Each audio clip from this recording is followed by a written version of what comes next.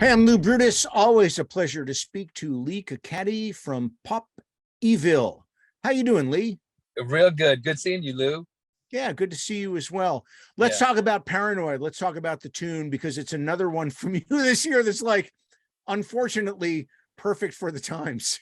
Oh man, right. I think it just comes out. It's just coming out of me naturally, Lou. So it's been awesome how many people have just been able to relate to these songs. Like you said, they're fitting. And I think it just having been through, everything we've all been through, especially for me personally, it was just sitting down to write, just such a natural process. So it's obviously a lot that we're all dealing with, certainly me personally, and a lot of paranoia. I mean, what else besides the crap we've all been through? What Yeah. else from your own life has gone into this?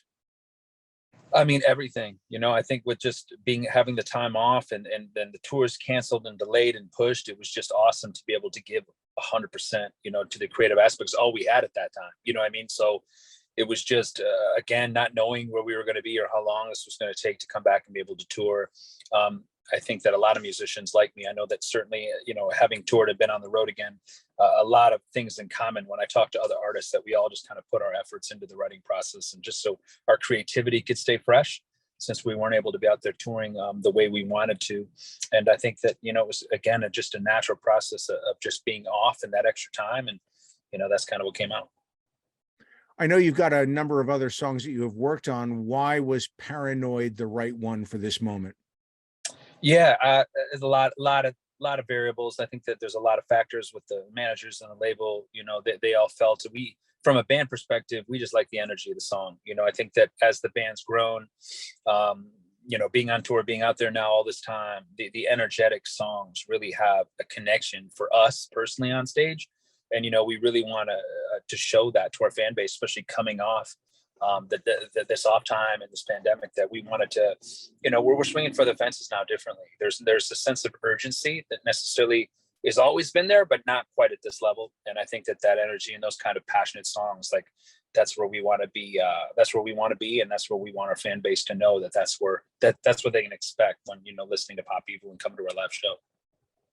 Before I even heard the song, of course, I saw the title, which the full title is Paranoid, Crash and Burn. And I'm wondering if you put that Crash and Burn in parentheses as the secondary title to discern it from Paranoid from Black Sabbath, so people understood this is not a cover song. We definitely talked about that. We don't want any confusion. Obviously, Black Sabbath is a mammoth of a band, and this song is nothing like it. So we definitely want our own opportunity to be judged separately, from something like that. And it just felt, when we were doing it, sometimes those titles that are common, it's important to kind of stand out in different ways. And I know we discussed it, but it just felt, as we started to write the song, and the crash and burn element is so important to the song. If you haven't heard it yet, when you listen to it, the crash and burn is what really the song is all about. And then there's that emotion in the second verse when the crash and burn lyric comes out, that it's like, it's not so much about the paranoia, it's the crash and burn that can come with it. And, that cautionary tale to try to avoid that at all costs. Tell me about doing the video with, I'm going to butcher this poor man's name, Jensen Noen.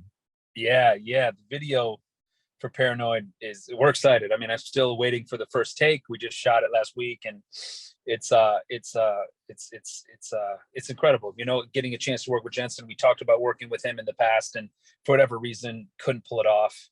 We wanted him even on the Eye of the Storm video, and Sam Shapiro, who we're also a big fan of, was like, hey, I want to do Eye of the Storm. So we kind of pushed Jensen away at that time. We're like, oh my God, Sam, we love Sam. We're going to have Sam do it. Nah. But now getting into Paranoid, it was like, look, Jensen, we gotta take a chance and just see what he can do. And already, the momentum that he had from the pre-production to the excitement when we actually got there on the day of the shoot. It was a long shoot, storyboard. It's a storyboard video. So, I mean, I think I started at 10 a.m. and I went till around 1 a.m. And then the band came in and shot till 4 a.m. So they were so supportive, and they were like, man, we feel sorry for you because you got to do all this. We only had to do the place. They did the performance stuff for about 3 hours, and they were good. So it was stressful, but it's all green screen, so it's exciting to see now where the true magic happens. And we had a stunt man, but I did most of my own stunts. So I know my body was throbbing for like a week after, but it was fun, man. It was a lot of excitement, and you know, Jensen's the man. He's incredible. So hopefully that, you know, we're building a good relationship with him to move forward, and hopefully more entertaining videos for our fan base moving forward. Leigh, you and the band have certainly seen yourselves on screen a bazillion times with different videos and concert clips and all that. But do you ever get used to how you look on camera? Because nobody ever looks like they think they look when they see themselves on screen. I hate it. I hate it. I don't like social media stuff. I think when you're a singer, you know, all the attention's on you. And when I was younger, all the attention's, you want that, you know, now that you have it to some degree, I want it when I'm performing. After that, I don't need it. I don't watch any of the video. I mean, look, every now and then I try to watch, but like, I don't try to live in that space, because when you judge yourself, I mean, I think you're your own worst critic, right? I mean, you can take all the negative and positive comments, but every time you see it, you're like, oh man, I can't stand that, you know. And I don't want to get caught up in that, man. I just want to focus on the music. But yeah, you're right. I can't stand watching. I can't stand the video process. It's so stressful, and you know it's going to live out there forever, right? So you're like, Forever. I'm sure that a lot of band members, if they don't tell you, they're like, I'm sure we all feel very similar. But you know, it's a necessary evil, so to speak. You got to do it, and I understand fans, and especially in the no TV for rock era, whatever that is. You know, even MTV doesn't play that stuff. Like your YouTube channels, your social media pages, like that's how you build your, you know, your fan base. That's how you build your visual component of your band and your business. So I understand it's a very important part to it. But me personally, you know, I don't know. You get to that point in your career that's like, look, I've done it all. I've seen all the cool photos, and you do it, and I've seen all the cool videos. But you know, I think in the long term, once you watch it, like once I watch it and before it's released, is I think when I watch it or listen to the albums, and once it gets released, I never look at it again. So I mean, it is kind of what it is. You know what's extra lame about that stuff of late? That the only way Instagram and Facebook and some of the others will show your material is if it's video. So it used to be somebody would capture a cool picture of the band, you'd post it, and a bazillion people would see it. Now everybody's like holding their phone up going, hey, everybody, it's me. And they look like bad newscasters anymore. And it's just like, oh man, It's what a drag. The selfie era, right? Like it's all about selfies. And I mean, even if you post something, usually, you know, what gets the most traffic is your selfie. And I mean, if you're not a selfie person, which most of us are not, it's really tough to look at a bunch of pictures or videos of yourself saying, especially when you're in, like, you know, you're just in your normal day, and you're not trying to rock star it out. You're just going to Walmart or whatever, trying to get some groceries. You know, it's like it's different, but you know, it's a big part of it. I get it. It's fun. You try to take advantage of it at times, but for the most part, nah, man, we don't go. Just life goes on, right? You go to that next thing in the day. And I think in the music business, it's always about the next song or the next album. So I'm constantly working on that next song or that next record, or I'm trying to work on the skills and trying to think about pop evil. I'm the full-time pop evil guy, so I'm constantly thinking about how there's always that one person in every band, right, that lives that band 24/7, and that's me. So when I get a break from pop evil, it's nice to just not have to be that guy. You know, I can just be myself, and I don't have to think about music. I can just kind of okay, look, this is the real world now. I don't got to focus. But when you're on tour, and everything leading up to that is based on the next tour or that next thing, you know. And so it's I'm grateful for it. Don't get me wrong. We're blessed, but when you do get those moments for yourself, you try to enjoy them. But now, with all the social media people around your team or around yourself personally, everyone's like, no, that's what fans want to see, is that intimate side of you. And I'm like, they have everything else, man. They can't have that. Right? So you kind of, it's a push and pull, at least for me, with that. And it's a real deal, real struggle. The guys, I'm buying fucking tomatoes in the vegetable department. We don't need video of that too. I don't want them to know I buy tomatoes, right? Like, I don't want exactly. them to know I buy tomatoes. Like, well, you know, you could offend the non-tomato people who are allergic to tomatoes. They'll there know. you go. Yeah. 100%. Sadly, that's not too far from the truth the way it goes anymore. Yeah. Now let's talk about the rest of the tunes and the album that are coming. I think we begin by talking about Drew Falk, who goes by so many different names. It's like, what do you call this guy when you meet him and work with him? I just call him the man. He's amazing. Yeah, that works. Drew is the man. I mean, he's been such a big brother, father, inspirational therapist. Like he's just, even working with him the first time, I remember sitting in with him, and I only had a couple of days with him, and we wrote like Waking Lion. That's the true beauty. Like when I'm with him, we're so fast together. you know, and it's almost like, as a lyricist, as a writer, you know, I wanted to be a writer way before I wanted to be a singer or be in a band. I just wanted to write, you know. So when you're with other guys like that, and if you understand writing, then you can understand this. Like when you get in a room when there's positive energy, the best songs always happen really, really quick, you know. And not that you don't touch them up or revise the copy of the song or whatever, or do different drafts, but for the most part, those special songs like come really quickly, you know. And sometimes you need that person, that insight, that just thing that can springboard a whole. It's almost like when you play the same chords GCD as a guitar player over and over and over, and you get in a room and someone's like, yeah, but have you thought about playing an A chord? Oh my God, boom, and it opens up. It's just that one little thing opens up a whole different dimension in your head, you know. And I remember he did that for me, and I wrote Waking Lions. We wrote Waking Lions in like 15 minutes, you know. And I was like, oh my God, you know. And then we were kind of rushed. And I was like, well, look, you know, we got Waking Lions. We'll try to work together next album, you know. And then the next album was, you know, Breathe Again. And then we did Breathe Again, and then did the Versatile record, you know. And then we are like, wow, you know, this is incredible. There's some really, really good momentum here. And at this point, you know, Pop Evil's working with multiple producers, and we're kind of, you know, we're finding ourselves. And I think that fans don't always understand, you know, it's the true journey is trying to leave your legacy and write music that's better than your last, right? That's true. Always been my mission. And I know it's a very competitive business, and everyone wants to be the headliner. Everyone wants to be that band, you know, but the reality is when it's all said and done, you're not going to remember those other bands. You're going to remember your chapter, your catalog of music, and your time spent in your journey, you know. So trying to outdo ourselves has always been where my focus has been, you know. And I think Drew, when we got to do this new album, it was like, Drew, I think we found who we're looking for. Like you, the way that the fans respond to the stuff that we're writing together, you know, the way the band, we're all coming together because of it. It just felt like for the first time in our career, like, wow, like this is where we need to be, you know. And I sat down with him, and he wasn't going to do the album at first, you know. And I went down to him in LA, and I was like, look, man, I think that I talked to the band about it, and they were like, we want to do the whole album with Drew, you know. And I'm like, let's do it, you know. And I talked to Drew and kind of just told him, hey man. And he's like, well, I wasn't going to do it because I thought I had to do it in 2 weeks. And I'm like, no, we'll take as long as we want to take.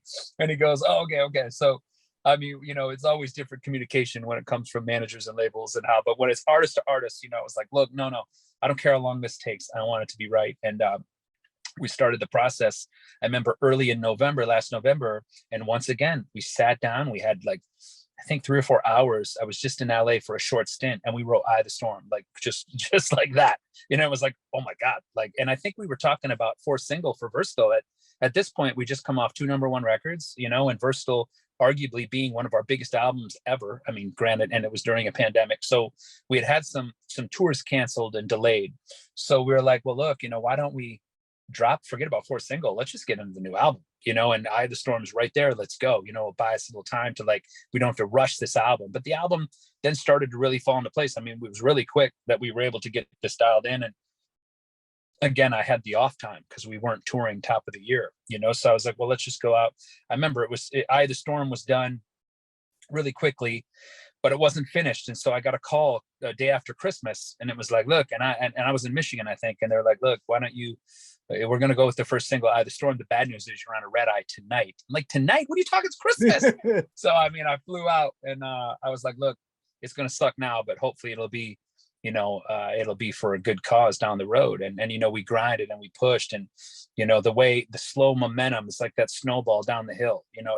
The managers loved the band, and then that turned into the label, and then that turned into all the gatekeepers around us that were like, look, like, wow, Eye of the Storm, this is a whole new, this is Pop Evil. Like, we're finally kind of finding our sound. We're finding like who we are. You know, every band has its story, and we've had a lot of trials, tribulations, like any band, but, you know, member changes, obstacles, hurdles. And then finally now it's taken us this long to finally be like, okay, look, we know who we are now. Let's try to really solidify that now and remind the genre that, look, Pop Evil has been around for a long time, and bands that are around when we came in, there's pretty much all of them are no longer here. So there's something that I think the genre needs to understand and hopefully respect with our work ethic, to be like, look, man, like, if there's not more bands that make that can stay and have the staying power to be around, then, you know, how does our genre and great styles, great family of this business, how do we continue to grow?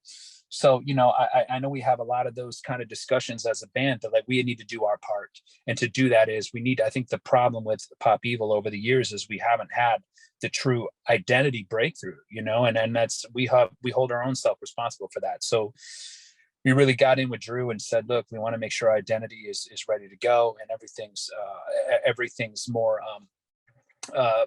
more strengthened for our fan base to be able to understand, like, hey, that's Pop Evil on the radio, or that's Pop Evil, we heard him now on the streaming things, like that's our band, you know. And Drew really, you know, helped us focus on that when we did this record, that as we put it all together, we were thinking about every other song, and you know how, and the cool thing too that we're thinking about now is this set list. You know, how is our set list? There's songs now that, like, even though we've had success with them, we may or may not play them in the set. We're finally at a position where we really wanted to work with Drew to really create the band identity, and to just remind our fan base that look, like, we're stronger than ever internally. We want to bring that energy and that confidence that we have now to our albums, to our music, and to just do what we're supposed to do, man. Put out music not only that's good, but hopefully that can inspire. I think with all the negativity out there in the world, Pop Evil truly means, we get asked all the time, what's Pop Evil mean? And it means positive inspiration through music. You know, like it's simple. Like, we speak a certain language. The rock metal community is a hallmark card for people that understand our language. And, you know, and it's having an impact this long. And you know, seeing the way that we've affected people in a positive way, and help them get through some of these tough times, man. That's the true goal, you know. And if we can do that through the energy or the bounce of our music, or through the lyrics of the stuff I'm writing to you know, bring people closer to themselves, closer to their family, their loved ones, then that's what we got to do, man. And it was a fun experience. Drew is definitely legend, and it was just great. So, you know, we'll see now what this album does, second single in. So we're excited to see what the future holds. And I think one of the ways Drew also helps with this particular problem with the band, with setting up an identity, is when he works with different bands, he makes them sound like better versions of themselves. Highly Suspect, Disturbed, Motionless in White, as opposed to some producers who make everybody sound like them. Yeah, 100%. You know, there's just something, I mean, look, he's super talented at what he does, and he doesn't just stand still. There's a lot of producers that, like, you know, they'll do their settings and, you know, work for that last band, and when you go in to do your guitars, the settings stay the same. You know, I mean, it's just like, now every band sounds the same. That's the one thing I love about Drew. And you mentioned a lot of great bands that he's working with, that we don't all sound like each other. You know, like, he's able to, like, give us the better versions of ourselves, but still keep us in our own lane. And I think that's very challenging for producers to do, especially in this era when so much has already been done before, you know. And so, you know, I think that's the biggest thing you hear from our critics, from just the fans. It's like, oh, you know, well, you know, our favorite band's, you know, one of these nostalgic bands, because, you know, they've all done, it's different now. To be creative and do something totally different is challenging. And, you know, even though we all want to do that, at the same point, I think it's important to still respect your identity, still respect our whole catalog, but at the same time, not be afraid to grow, and not be afraid to, you know, be open-minded to let a producer take you where you, or at least let you open doors for you to take you to places that you might not have gone, because you might have been afraid before. You might have been nervous, like, I don't know if that's my band. I don't know if we should do that. But with Drew, he does it in a comfortable way where it doesn't feel forced. It doesn't feel like he's pushing you in any way. It lets you, he allows you to, he opens the doors in ways that, like, let you yourself walk through them. And, you know, and I learned that now in 3 albums working with him, and now obviously leading. And I think every step we got more comfortable with each other. We're now, you know, it's a full album, you know. So I'm definitely excited about our relationship, you know, and even doing the Paranoid video. I mean, he's out there hanging out with us, and he's out there supporting. And, you know, producers don't always do that, man. They go take your money, they produce your stuff, and they peace out. You know, it's like, you don't see them till your next album. And I think that the modern day younger producers that are on the come up, man, they're involved. They want to hear about, you know, your plan, you know, what are you doing with your merch? Like, how are we going to take this music we're doing here and catapult it to help you graduate to the next level, whatever that is. And I mean, these modern day producers are smart, man. They're interested in it all, you know, because it all comes back to us at the end of the day. And then it also helps us create more music and figure out where we want to take the band in the future. You know, I mean, if certain songs that the fans aren't really responding to it, they're not liking, well, then, you know, and the band's not playing them in our live show, then what are we doing with it? You know, and I think that as we've gotten older, it's like, at the end of the day, everything's about that set list. And that's what it's about, you know, the touring element of your band or your business. What are you playing? How are you evolving that live show to make it more enjoyable for fans to come and be a part of your world?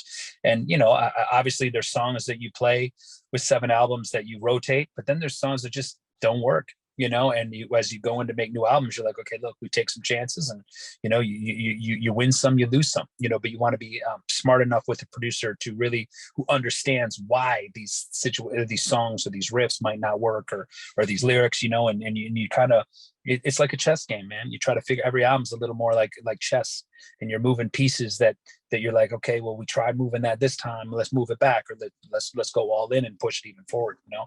And what we did with Waking Lions to now Paranoid, it's just incredible. And the way people have responded, you know, it's and the way the band is gelled because of it, it's incredible. And, you know, and everyone wears different hats, you know. We don't always have to be there now. The modern day touring recording element, we don't always have to be there. I mean, we got Haley's who's in London, England. You got Joey who's in he's in Arkansas, and Dave and I are and Nick are all in Michigan. It's just, sometimes it's challenging to get us all in the room together, and at all times, hey, everyone's savvy on their computers. You dive in, what are you guys thinking? Okay, cool. Or if they have to, you know, we all fly out to LA, you know. But it's been something that's worked now. I'm sure it's going to evolve, and every band, every album, every song's different, but it's been fun, and Drew's definitely helped you know, us bring that element back of fun to this whole process. And I think you hear that on this album, that we're having a lot of fun, for sure. Leigh Kakaty of Pop Evil, always a pleasure. Always a pleasure as well. Thank you, Lou.